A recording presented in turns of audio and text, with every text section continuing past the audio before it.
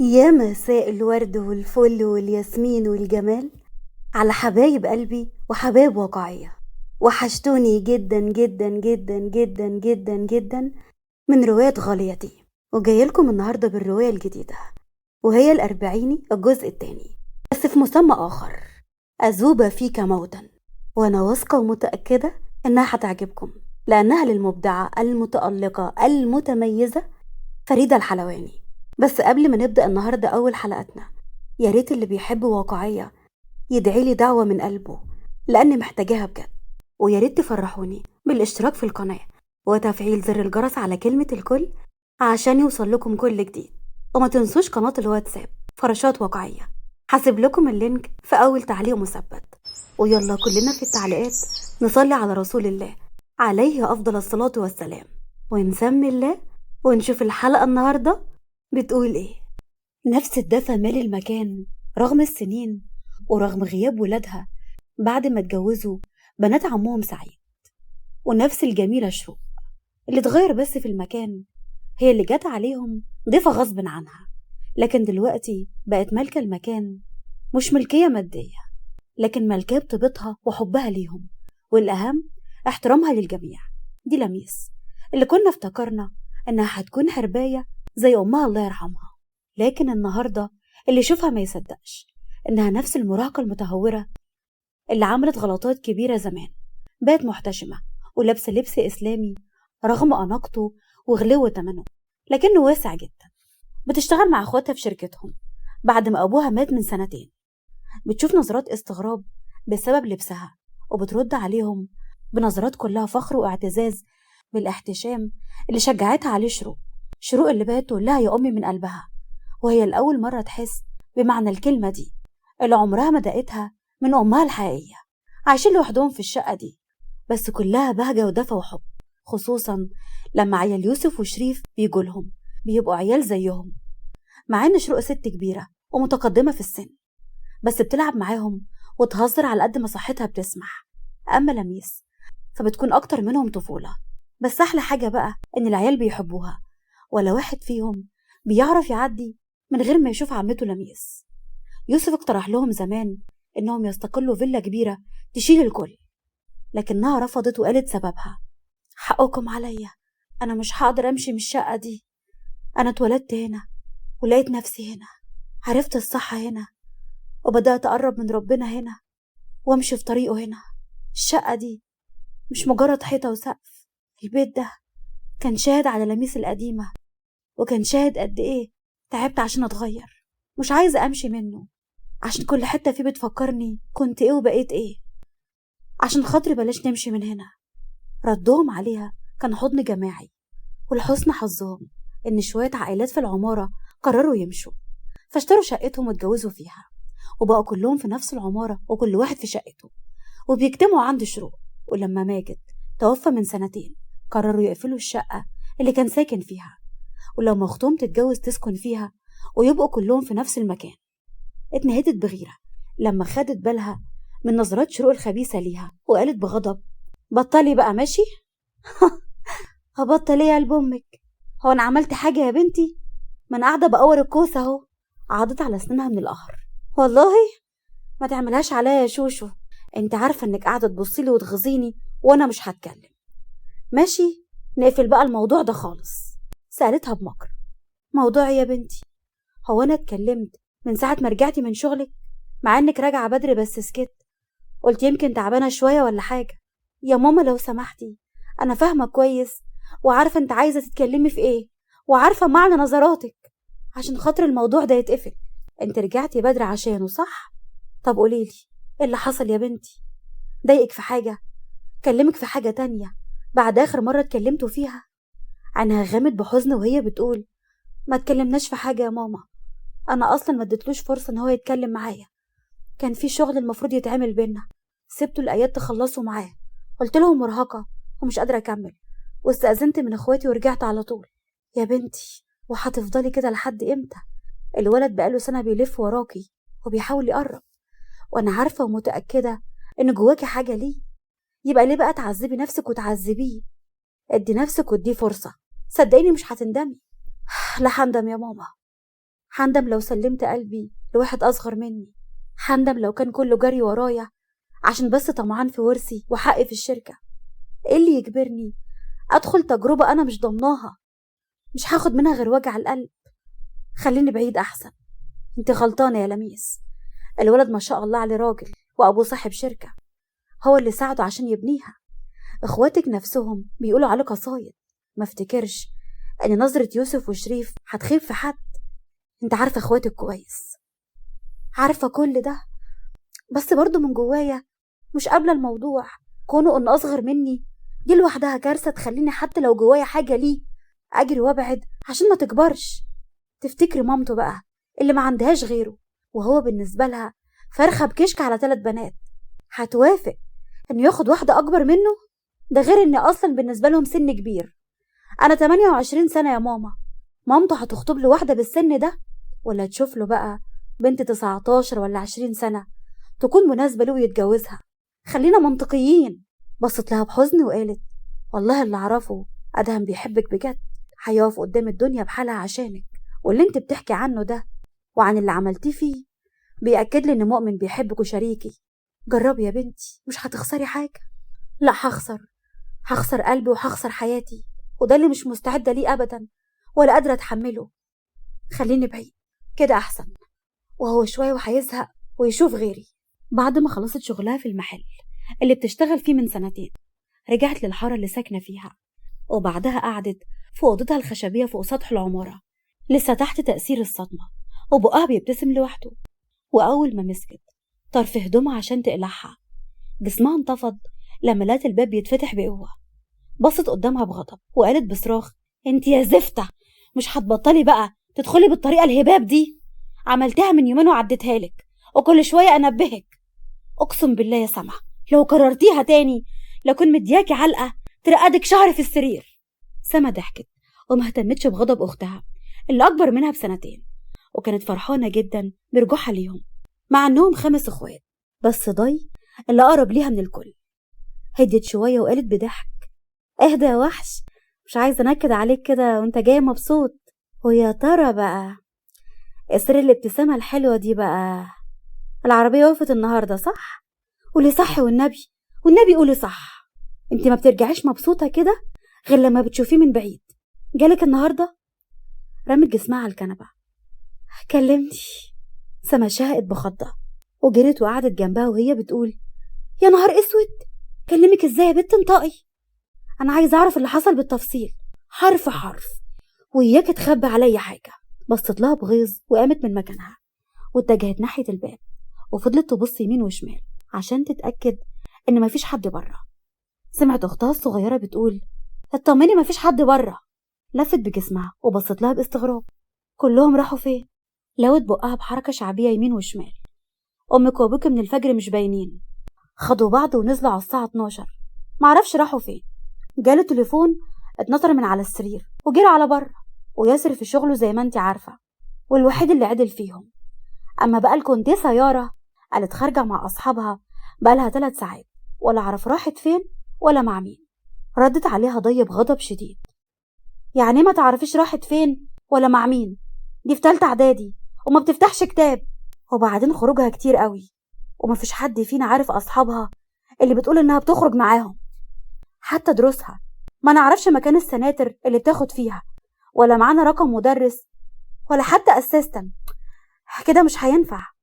والبنت دي بقى أنا مش مرتاحة لها، تصرفاتها مش طبيعية ومش مظبوطة. بقولك ايه، سيبك من كل ده، يكشي ولعب جاز وسخ. هي أصلا عيلة قذرة كده من أولها لآخرها. احكي لي بقى من الأول، عمل ايه معاك النهاردة وكلمك ازاي في التليفون؟ يعني أكيد مع رقمك، مش معقول ضابط مخابرات قد الدنيا وما يعرفوش. بس السؤال هنا بقى، هو كلمك في التليفون بس ولا جالك بالعربية زي ما بيعمل من بعيد وكلمك وهو جواها؟ عضت شفايفها بغيظ وقالت حيلك يا زفتة، خدي نفس، ايه كل الأسئلة دي؟ ما تهمدي بقى يا بت. كانت هترد عليها لكنها كملت بسرعة وحزن. جالي بالعربية ودخل المحل وسحبني جوه المخزن بالعافية عشان يتكلم معايا. يبقى فقعك بوسة مشبك. ما هو لو ما عملش كده انا هشك في امره. وكزتها في دراعها بغيظ. بطلي قلة ادب دي يا بنت، انت عامله كده ليه؟ يخرب بيتك، ده انت كلك 16 سنه. سما ضحكت بصخب وقالت مش بالسن يا اختي. المهم بقى اخلصي واحكي لي بقى قبل ما حد منهم يجي، مش ناقصين. حكت لها كل اللي حصل ودموعها نازله وهي بتحكي، واختها بتعيط معاها وحاسه باللي عانته في الدقايق اللي رغم انها كانت بتتمناها بس عدت عليها بعذاب محدش يعرفه غير ربنا. وبعد ما خلصت ضي كملت بحزن وعذاب. كنت هموت يا سما، معرفش انا قلت له كل الكلام السم ده ازاي، ومعرفش ازاي ما حسيتش بنفسي وانا جوه حضنه. حتى ما حاولتش ان ابعده يا بت، ما صدقت ان هو قرب، ما صدقت لمسني. كنت عايزه كده ابلعه جوايا عشان اخبيه من الدنيا كلها واضمن ان هو يفضل معايا. هموت يا سما، انا كنت قويه وقادره ابعد، قادره ابجح فيه، كنت راضيه ان اشوفه من بعيد وقادره اتحكم في نفسي وما اجريش عليه. انما بعد ما قرب بقى وبعد اللي قاله مش هعرف اعمل كده تاني، ولو حاولت هتغابى وهوجعه اكتر ما بوجعه. اعمل ايه؟ دبريني. احتضنتها باحتواء وقالت بعقل ولا كنت قادره تبعدي ولا هتقدري تبعدي يا قلب اختك. احكي له يا ضي، احكي له عشان ترتاحي وتريحيه من العذاب اللي انتوا الاتنين عايشين فيه. كفايه كده، استحاله. اول ما دخل بهو الفيلا بتاعته كان باين عليه الغضب. في المقابل التاني بصله بكيت كالعاده من يوم ما اتجوز بنته الغاليه. وطبعا سمر اتدخلت بسرعه عشان تنقذ الموقف. الحمد لله على السلامه يا حبيبي، تعالى تعالى، الولاد جايين يتغدوا معانا النهارده ويقضوا اليوم. جري عليه حفيده اللي بيعشقه وقال جدو حبيبي، وشاله وحضنه بحنان وباسه على خده قلب جده ونور عينه. وبص لعمار وقلبه وقاحه، انت ياض ما عندكش شغل؟ اللي معادك هنا يوم اللي تقضيه معانا يا بارد. يا حبيبي ده انا واخد لك اجازه مخصوص عشان اقضي اليوم معاك. هو انا عندي اغلى منك يا بابا سالم؟ جاكباو لما يلهفك. بابا مين يالها؟ بعد الصرخه دي حفيده الخبيث همس له في ودنه. عمار قال لي ماما انا مش هقعدكم كتير وهسيب سالم عندهم واخدك لوحدك. نار الغيره ولعت في قلب سالم وكان هيشتمه، لكن بنته الغاليه جريت عليه وحضنته وقالت حبيبي يا سلمتي، وحشتني خالص. هو انا لو ما جيتش ازورك انت ما تجيش؟ شال حفيده بايد والتانيه لفها حوالين بنته الحبيبه وبسها على جبينها وقال حقك عليا يا قلب ابوكي، عندي ضغط شغل في الشركه وعمك سعيد شغال زن عليا، لازم اكون كل يوم موجود هناك، مفيش يوم قادر اخد اجازه فيه. قعدوا مع بعض في جو هادي وبعدها عمار اتكلم بجديه. باشا كنت عايز يعني اخد رايك في موضوع يخص شغلي، محدش هيفيدني غيرك، محتاج خبرتك. تعال نتكلم في المكتب براحتنا، انا اصلا متابع، ما تقلقش انا معاك. رجيدة سألته بقلق في ايه يا بابا؟ اكيد ماسك قضية خطيرة وطبعا مش هيسيبها مهما اتكلمنا. يا حبيبتي ده شغله، احنا ما بنختارش نمسك ايه ونسيب ايه، ده واجبنا ولازم نقدمه. وطالما اخترتي تتجوزي ضابط شرطة يبقى لازم تتحملي كل ظروفه وتقفي جنبه عشان يقدر يواجه اللي بيشوفه بره. يسلم لي العقل، شوف كده وانت بتنصحها بقيت عسل ازاي. ابو اللي جاب رزالتك يا ابن الجزمة. ما فوتش الفرصة يكيده بس جواه بيحبه وبيحترمه. رجع مكتبه وقلبه مليان عشق وشغف من اللحظات اللي عاشها، ارتوى فيها بقطرة مية نزلت جوه صدره وأحيت صحراء قاحلة. رغم تأثره باللي حصل ورغبته يرجع لها تاني، لكنه مسك نفسه وتحكم في مشاعره. قعد ورا مكتبه ورفع سماعة التليفون الأرضي وطلب رقم، ولما جاله الرد قال بقوة وتصميم يونس تعالى لي حالا واعمل حسابك تفضي نفسك، ممكن نبات أيام في المكتب، عندنا قضية مهمة لازم تخلص، يلا مستنيك. قفل التليفون وبص قدامه بشر وقال بنبرة شيطانية بس كده كتير يا حبيبي، ده انت لو عامل له فرح مش هيكون بالحجم ده. قالت كده رجيدة وهي شايفة تجهيزات أبوها الغالي لحفلة ميلاد حفيده الأول والوحيد سالم الصغير اللي بيمثل له الدنيا وما فيها، خصوصا بعد ما الزوجين اتفقوا يسموه سالم. وقتها الأرض ما كانتش سايعة من فرحته لدرجة إنه حضن عمار وقال له بصوت مخنوق لو جالي 1000 حفيد مفيش واحد فيهم هيكون بغلاوة سالم عندي. رد عليه التاني بحب واحترام وأنا ما عنديش أغلى منك. اسمي ابن على اسمك. كفاية إنك اديتني أغلى أمنية في حياتي، بنتك. هنا افتكر اللي بيحضنه ده هو اللي خطف منه بنته الغالية، وفجأة فك العناق ودفعه بخفة وقال بغيظ: فكرتك واطي ومش هتسمي الواد على اسمي عشان اللي عملته فيا لما خطفت بنتي يا ابن الجزمة. ضحك الكل وقال ربيع: أنا في حياتي ما حدش غلط فيا ولا اتشتمت غير من يوم ابن الجزمة ده حب بنتك. دخل فؤاد اللي دايما لافف دراعه حوالين جنته، ما بيقدرش يسيبها أبدا، وقال وهو بيضحك: عشان تعرف يا حاج إنك ما خلفتش غيري، ولا جبت لك الكلام ولا جبت لك الشتيمة، قد الجمايل بقى. وكازته جنته بخفة وقالت بغيظ: ما جبتلوش الشتيمة؟ ولا انت بقى نسيت عشان عدى كام سنة على جوازنا؟ وهو بيبصلها باستعطاف كالعادة، ردت هويدا بغضب مصطنع: ما تتلمي يا مقصوفة الرقبة، بقالكم 5 سنين متجوزين ولسه بتعايريه باللي حصل قبل كده؟ ما هو الراجل بقى بين ايديكي وبيتمنى لك الرضا، ترضي ولا احنا زي القطط ناكل وننكر؟ الصلاة على النبي ياما اديها، ما ترحمهاش، دي مطلعة عيني، بس انا ساكت بس عشان العيش والملح. لفت بجسمها بسرعة علشان تواجهه، كانت هتفتح لسانها عليه، لكن هو بمنتهى الجرأة قرب منها وبسها بوسة سطحية على بقها كاعتذار منه عن مزاحه اللي ضايقها. محدش اتكلم ولا اعترض. ليه بقى؟ عشان كلهم اتعودوا على التصرفات دي اللي بتخليها ملكة متوجة على عرش قلبه قدام الكل. سمر اتكلمت بود وقالت: كل سنة بتقولي نفس الكلام يا روجي، وهو بيعمل بس اللي في دماغه. ده أول حفيد لينا يا حبيبتي، وانت عارفة غلاوته عندنا عاملة ازاي. سيبينا بقى نفرح بيه كده ونعمل اللي احنا عايزينه. ربنا يخليكم ليه يا حبيبتي، وتعيشوا يا رب وتعملوا له، هو وأولاد عدي وتميم بإذن الله. ربنا يكرمهم ويريح قلبهم. وسلام كان مشغول بيتكلم في التليفون. ميلت على أمها وقالت باهتمام: أخبار أخواتي إيه يا ماما؟ طمنين عليهم. عدي لسه زعلان ومش ناوي يشوف حياته، وتميم مش ناوي يتجوز البنت اللي بيحبها. أفتكر بقالهم 2 أو أكتر مرتبطين. كلميه يا حبيبتي، عايزين نفرح بيهم بقى. عدي موجود ومش موجود، بيبقى قاعد معانا وعامل نفسه بيهزر وبيضحك، بس تبص جوه عينيه تلاقي الدنيا كأنه مش شايفها. حاولت معاه اطمن عليه، أنا متأكدة إن هو يعرف أخبارها، لأنها ما فكرتش ولا مرة تتصل بينا أو حتى تسأل، وده مزعلني منها جدا. ده احنا اللي مربينها يا بنتي. أما تميم بقى مصيبة سودة. عمل ايه؟ في ايه يا ماما؟ قلقتيني. البنت اللي بيحبها مسيحية. بس عشان بابا ما ياخدش باله إن حكيتلك، اوعي تحسسي حد إن قلتلك حاجة. دي مصيبة يا ماما، دي كارثة. ازاي يعمل حاجة زي كده؟ طالما انت عرفتي يبقى أكيد بابا عرف. طب هيتصرف ازاي؟ وليه ما بعدهوش عنها؟ مش عارفة يا بنتي، حاولت أعرف ايه اللي في دماغه أو بيفكر ازاي، ما قاليش أي حاجة. حتى مش عارفة سبب إن هو ساكت كل الفترة دي ليه، وبقاله 2. ربنا يستر. أنا خفت بجد، وعمري ما كنت أتخيل إن تميم بالذات يقع الوقعة دي. فين عقله؟ والبنت ازاي تقبل تحب واحد من غير دينها؟ بس أنا واثقة في بابا، إن شاء الله هيحلها من غير ما حد فيهم يتضر، لا هو ولا البنت.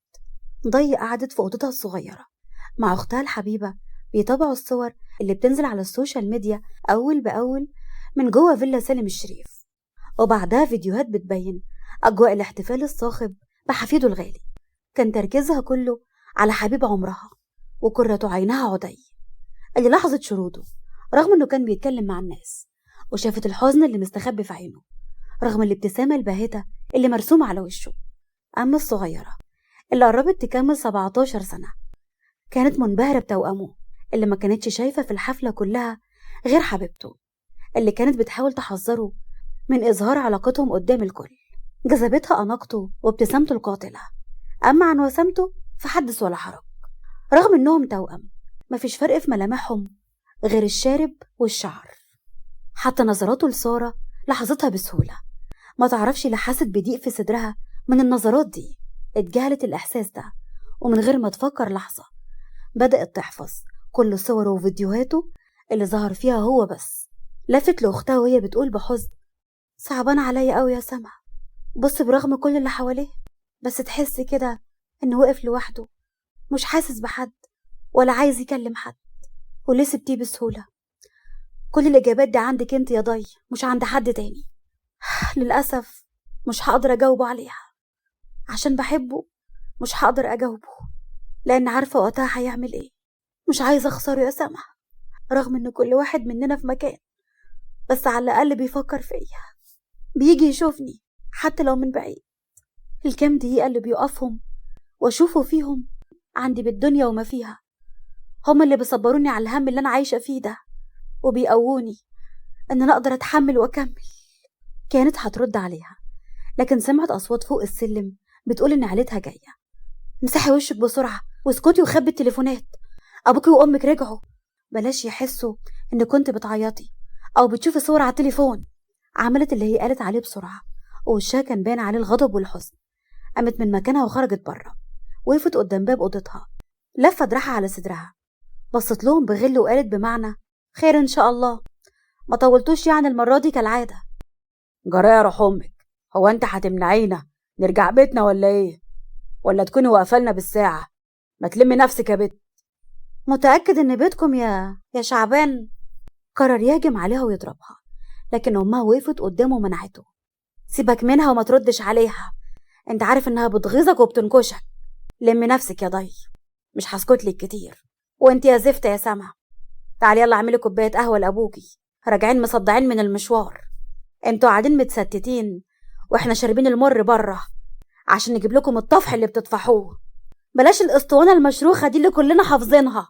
انا بشتغل وبصرف على نفسي وعلى اختي، ما باخدش منكم جنيه. وياسر كمان نفس الحكاية، يبقى شغلكم ليكم وللدلوع عيارة. اما بقى محمد، كفاية انه مضيع اللي وراكم واللي قدامكم عشان الزفت اللي بيشربه، وعلى قلبكم زي العسل. ما تجوش بقى وتعملوا شهد عليا انا واختي.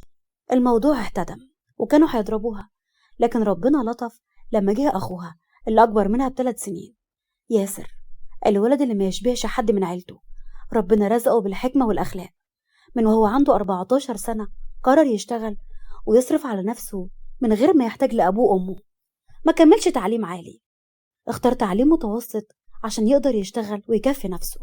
ومن حظهم بقى انه رجع بدري النهارده، ولما شاف ابوه وامه ناويين يهجموا على البنات جري عليهم ودخل اخواته جوه ووقف قدام ابوه.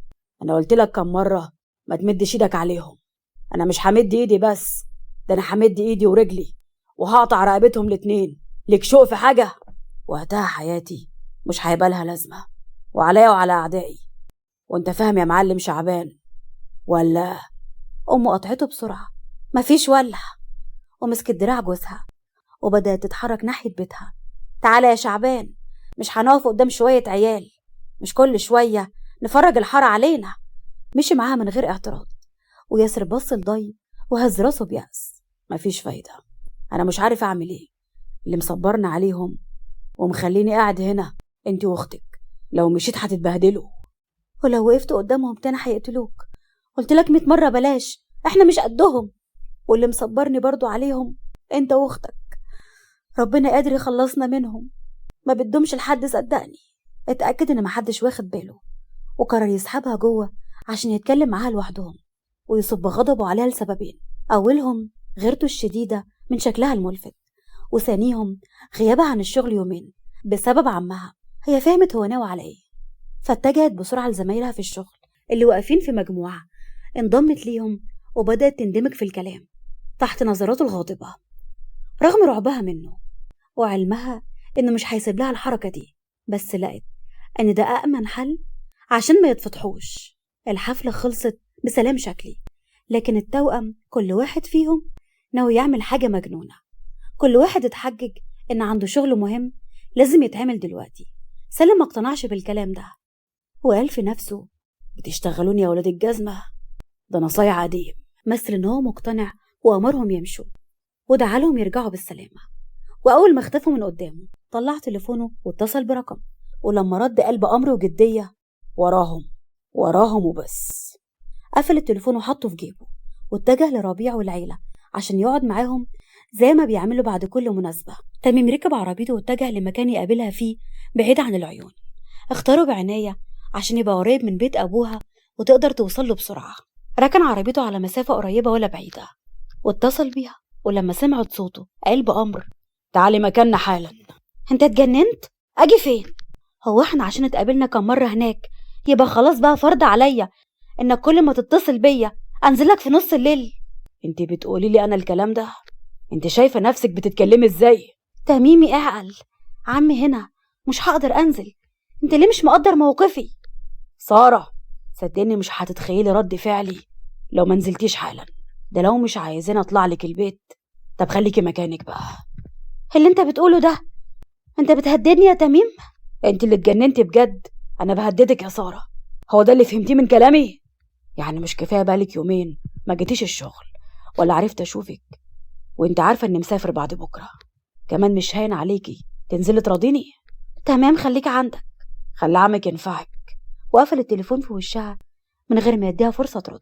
والأكبر إن قفل تليفونه خالص وجري بعربيته بسرعة رهيبة كأنه في سباق. أما هي فضلت تحاول تكلمه وهي بتعيط وبتكتم شهقاتها بالعافية، بس ما لقيتش أي رد. نفس الرسالة اللي مسجلة كل مرة إن التليفون مقفول. رمت جسمها على السرير وهي بتشد شعرها لورا بجنون، وبصت لفوق وقالت بوجع وحزن شديد: أنا تعبت وما بقيتش عارفة أعمل إيه. نروح لتوأمه اللي كنا فاكرينه إنه أعقل وأرزن من المجنون ده، لأنه واقف ورا شنطة عربيته اللي راكنها في مكان ضلمة. طلع منها هدوم متقطعة ولبسها بسرعة، وطلع كيس بلاستيك كبير شبه الشوال وقفل الشنطة واتجه للزبالة اللي مرمية على جنب الطريق. فضل يجمع فيها عشوائي ويحطها في الكيس. استمر كده كام دقيقة وهو مركز في كل اللي حواليه في المنطقة المرعبة دي. وصل للي عايزه، بناية متهالكة ورا بيت حبيبته. بعد ما اتأكد إن المكان فاضي دخل بسرعة ونط على السلم لحد ما وصل السطح. بص يمين وشمال وساب الزبالة على جنب وقفز للناحية التانية. في اللحظة دي بقى ورا أوضتها الخشبية، محتاجش مجهود عشان يفتح شباكها اللي دخل منه، وبقى دلوقتي قدامها وش الوش. ونكمل بكرة.